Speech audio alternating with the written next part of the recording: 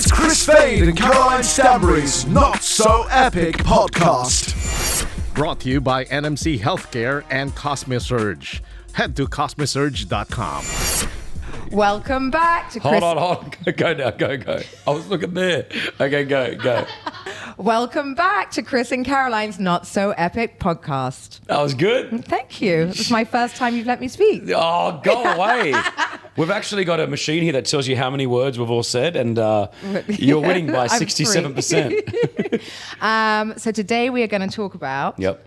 When do you know whether you're ready for marriage, Chris? Oh my gosh. What a, this is a good topic. Don't forget you can follow us, all right, if you're not following us, Chris and Caroline on Instagram. Chris with a K. We think we may have lost the login to our Instagram account. Do you have it or do I have it? I never had it. I think my secretary might have had it. I have people, you don't. You got it. Okay, great. Awesome. Okay, we have it. So send us messages if you're watching this or listening to it to Chris and Caroline. It's KRISAND and you have to say Chris Fade and Caroline Stanbury to find us. Oh, do you? Well, you don't? No, you don't. No, you don't. No, you don't. No. They're saying no, you don't. You Sorry. Don't. Hold on, let me get your quote. No, you don't. But yeah, send us a message. Follow us wherever you got us on, no matter where you're listening to us on any other platforms, right? Which is super cool. So Chris has just got engaged, everyone. I know. Everyone. Do you remember when you got engaged? Like, do you remember those months after? Oh my God, yes. I was bridezilla. Oh, you were? Really? Yeah. You knew what you wanted? Well, for my wedding, yes, but not in life, no. But, you're in a different position because this will be your second marriage. Thanks. Sorry. No, but that's like quite a big thing to then go and do it again. Oh I don't know if I would, my husband always said if anything happened with us, I'd be married again in 5 minutes. I don't think I would. Does he think you get married in 5 minutes, does he? Yeah, he does. You're so irreplaceable, though. No, I am. Apparently he thinks he's not. Yeah, maybe. The thing is I'm getting used to is, oh my gosh, congratulations, which is great. When's the date? Where are you doing it? And the baby. When's the baby? Oh my gosh. No, but we hadn't really discussed too much about an engagement. Now that we are engaged, we haven't really set the date. We don't know where we're doing it. Her family's in LA. My family's in Australia. We're thinking about doing it in Dubai where we both live and have the families come in. But it's... Do you want a big wedding? Well, my first wedding, I'm divorced, as you said. My first wedding was just a courts wedding. So my parents didn't go. I didn't even tell them. Stop it. Yeah, I just went to Sydney. I went to the courts. That probably set the tone for the whole marriage, gotta be honest. And I remember telling mum and dad, hey, I got married today. And they were like, what do you mean? Because I met my ex-wife only after 5.5 months we got married. And Chris, this story. And your mother, I've just met your mother. She's adopted me. You're out, I'm in. I can't imagine your mum not going to the wedding. You're like the favourite child too. I know. Because we were moving to Dubai, and I remember taking the call from my boss back then. He was like, if you're moving to Dubai, and Dubai was so different 11 years ago. It's not the Dubai that everyone knows. You did it for the papers, Chris? Well, they said, legally, you're not allowed to live. You're not allowed to do that, people. That's not the way to get to Dubai. No, I know. But legally, you're not allowed to live in the same household as a woman if you're not married, right? So I wanted to do everything right by the law. So back then I did love her. And I thought that was it. We both were in love. And so we got married, did the quick marriage, and, we're divorced now. Sounds a lot like my wedding, Chris. I had 1,000 people. Oh my gosh, 1,000 people? 1,000 people. Well, no, 800 and something, 900, yeah. Just under 1,000. Who pays for that? His parents, thank God. My parents don't know. Oh my gosh. I know. And we actually had two. We did one in Claridge's in London. And then we did one at the Chiran Palace in Istanbul. It was very similar lives we've got. Very similar lives. My first wedding cost me, no word of a lie, $170, and you just had to have a witness. So. I think we had that per head for dinner. Oh my gosh! Really, you had that many people? We did, and it took me a good 2 hours to say hello to everybody. I was on the balcony of the Chiran Palace in Istanbul, and Diane Kruger was my bridesmaid. How do we know each other? I don't really know. I think you interviewed me for something, and you've stuck. I'm like that. Yeah. You had Diane Kruger as your bridesmaid. Yeah, and she was filming Helen of Troy at the time. So everyone's like, "You're going to make Helen of Troy walk behind you," and I'm like, "Yep." That's amazing. Yep. How do you know Diane? Oh, she's godmother to my kids since we were 18, 19, I think, 19 maybe, in New York. I was living in New York, and You we met each other. Yeah, we did. Before she was famous.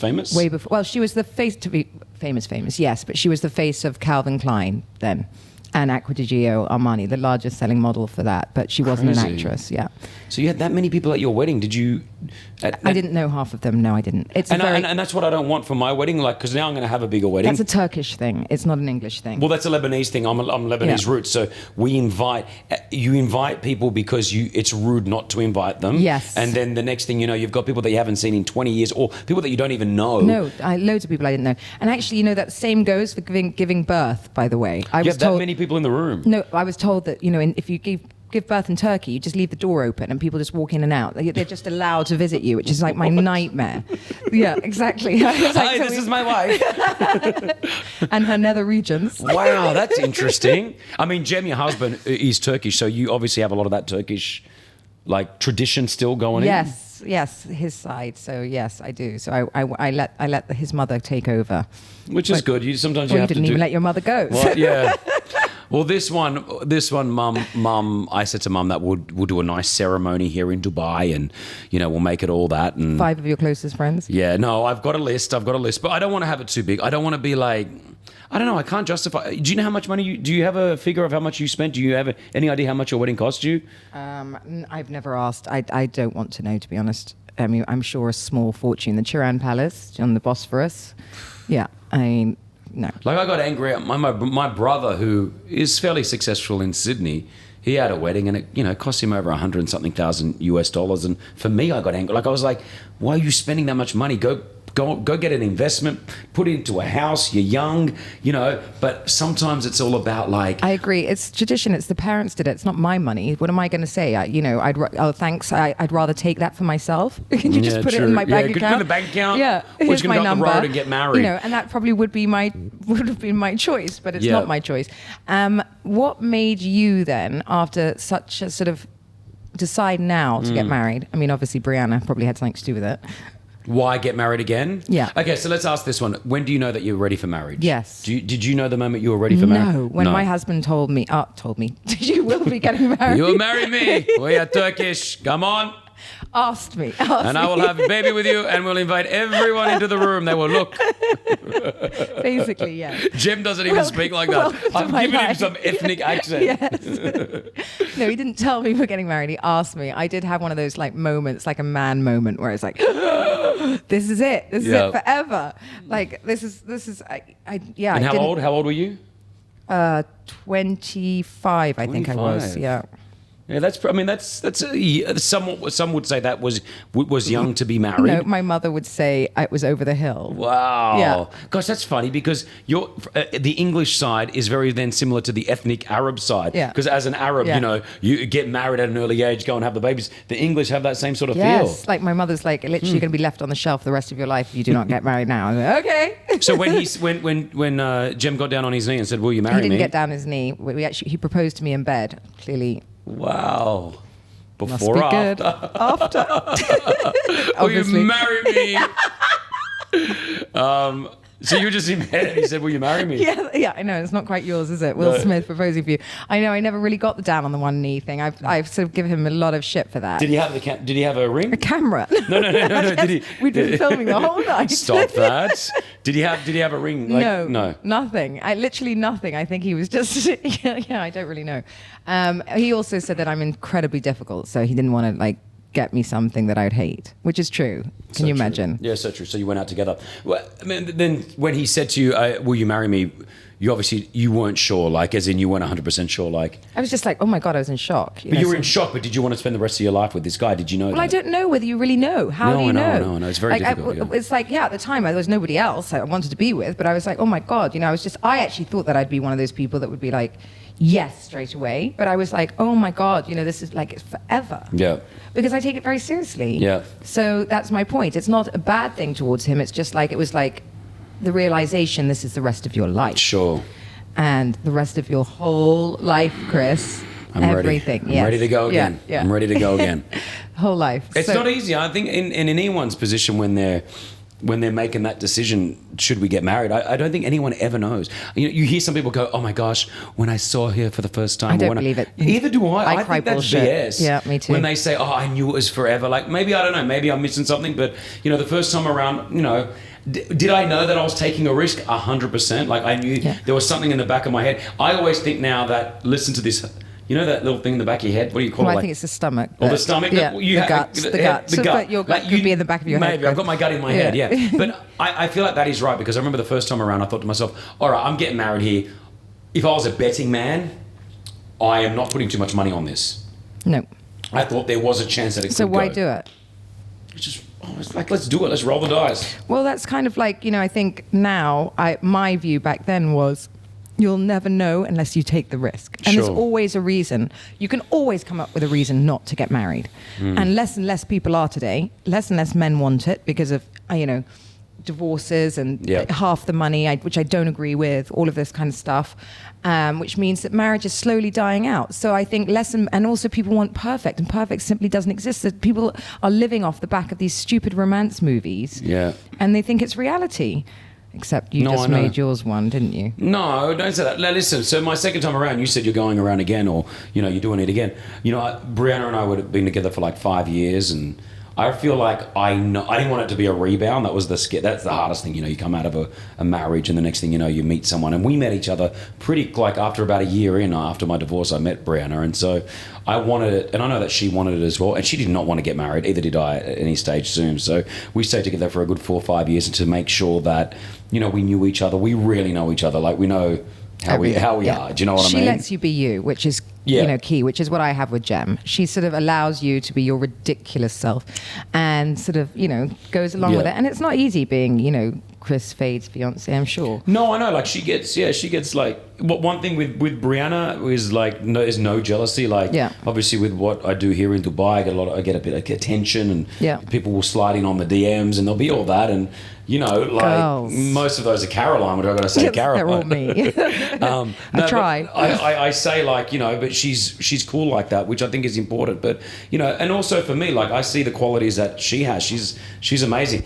Am I still taking a risk? I think 100%. I think in any agreement, be it a business agreement in a marriage, it is a business agreement. You never know what's going to happen. I actually spoke to a therapist once, literally once. It's the only time I ever went, and they said marriage is a contract that should be renegotiated every 3 years.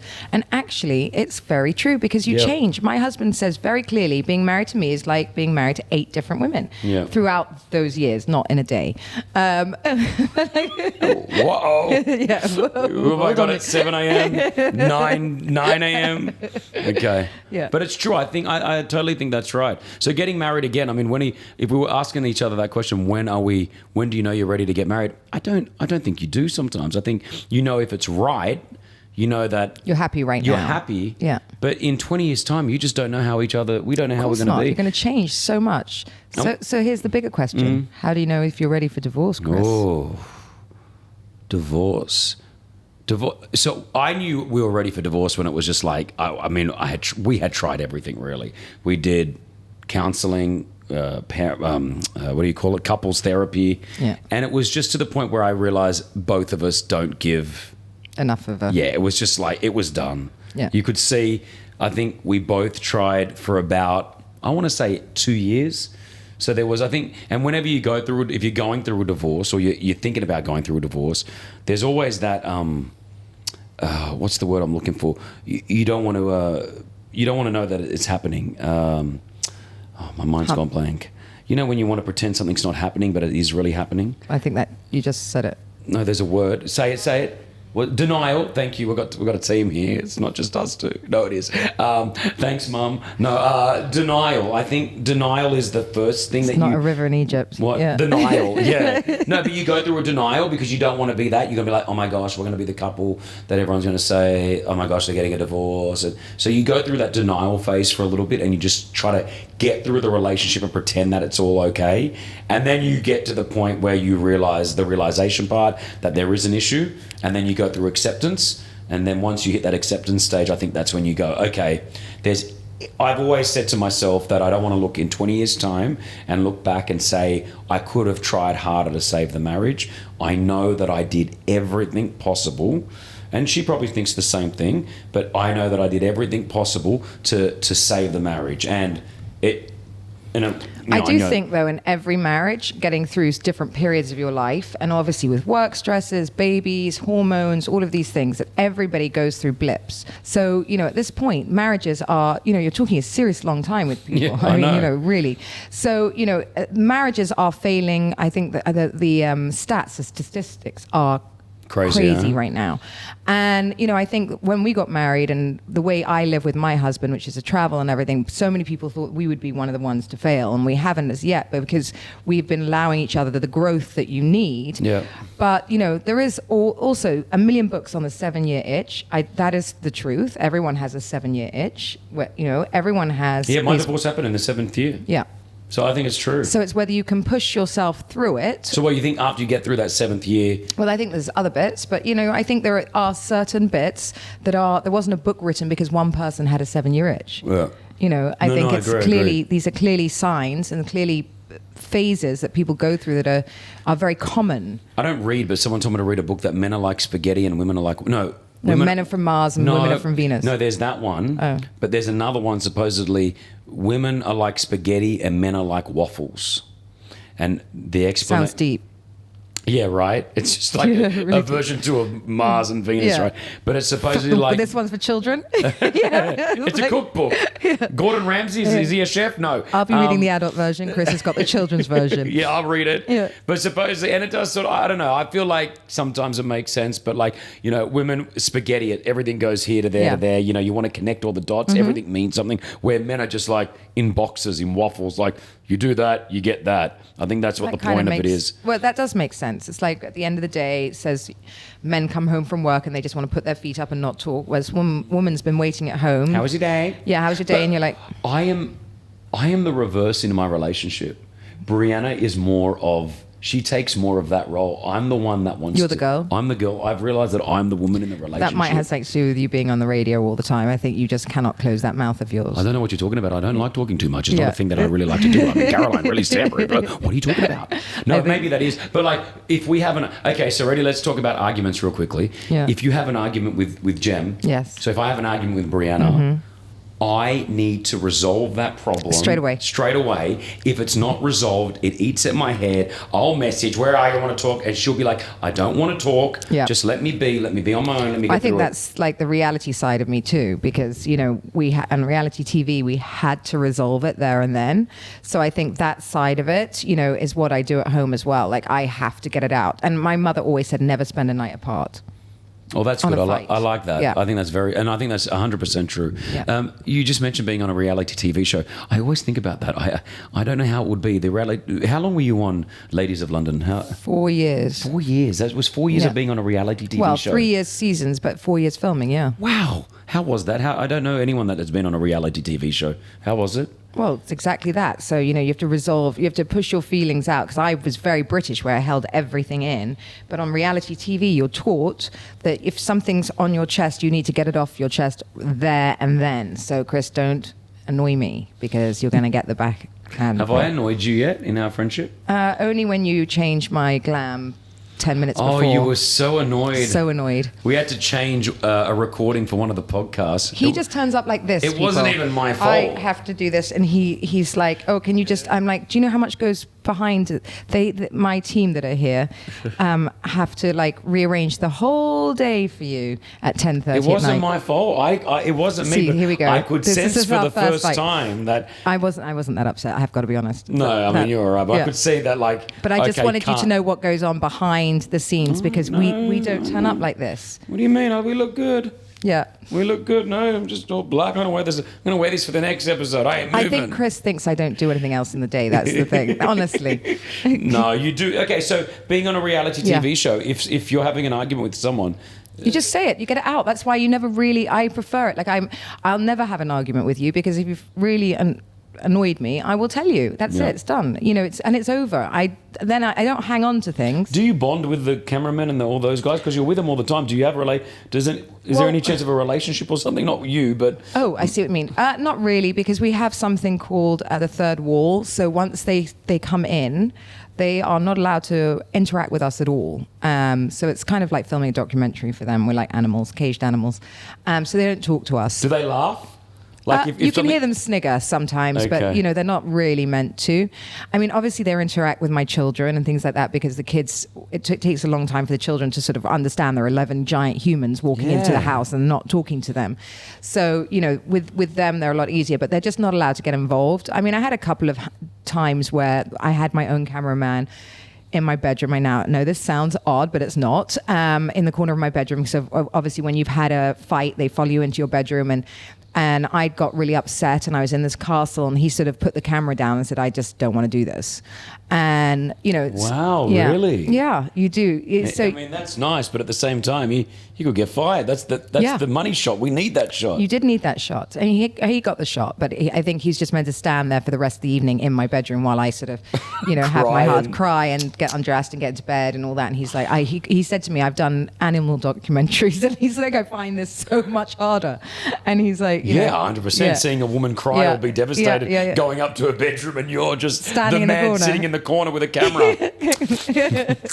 That's sad. So weird, yeah. Would you do reality TV show again? You've done it for 4 years. Would you do it again? Yeah, I would do it again. We are talking about it. Not, you know, 8 shows. I'm up for a couple of shows at the moment. But yeah, I would do it, but on just a different level. I think that the old format of fighting all day with girls it's just not how we live today. Sure. And so if I can do it in a way that's more glamorous and more fun, more true to my real life, which is building up my friends, like, you know, look, Chris, I've, you know, given you a career. Yeah. New career. Like, here you are, new lease of life. Podcast. Nothing, absolutely nothing. Yeah. Joke. No, but about building each other up. Like, we're a team, you know, like I like teamwork. I love my, you know, charities. I don't spend my all day confronting women about stuff. It's just not who I am. So if I can get it back that way, I'll do it, and do it the right way. 100% I'm in, because it was fun. It's really fun. Yeah, I think I remember growing up watching Big Brother in Australia. That was the first like reality TV show. You lived in a box. Yeah. Oh man, I lived in a box only for that. Well, that's the closest thing to reality TV that I think I'll ever be in. But that was pretty intense, Chris. You did that for a whole week. He lived in a box in a shopping mall, people, with like glass walls everywhere, 24 hours a day, pretty much. Yeah, so 24 hours a day, 7 days for the. Actually, it was 5 days in the busiest mall in Dubai, and that was weird because I would wake up from a sleep, and I would just open my eyes, and there'd be 25 people there just watching me sleep, and I did laugh because I could see he was going through it. On the last day, crazy. He'd gone a bit pale. Also, you know what it's like when you've been in a shopping mall too long, and the lights. They don't turn the lights off in the lights mall. are awful. And, you know, I could see him go a bit pale. He's going a bit stir crazy.